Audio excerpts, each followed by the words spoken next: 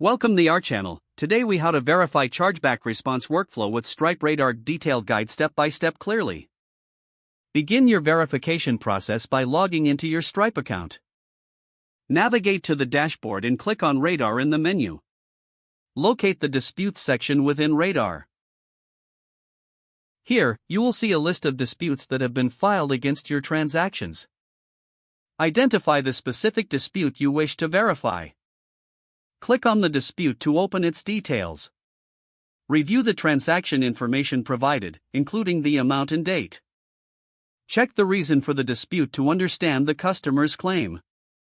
Gather any relevant documentation or evidence that supports your case. Prepare this evidence according to Stripe's guidelines for dispute responses. Next, look for the Respond button in the dispute details.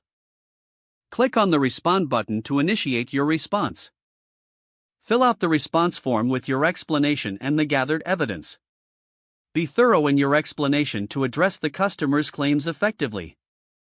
Once you have completed the response form, review all information for accuracy. If everything is in order, submit your response. After submission, you will receive a confirmation that your response has been sent. Keep an eye on the status of the dispute in the Radar dashboard. Monitor any updates or notifications that may come from Stripe regarding this dispute. If needed, be prepared to provide additional information if requested by Stripe. Finally, await the outcome of the dispute and review the final decision. This concludes the step-by-step verification process for chargeback responses using Stripe Radar.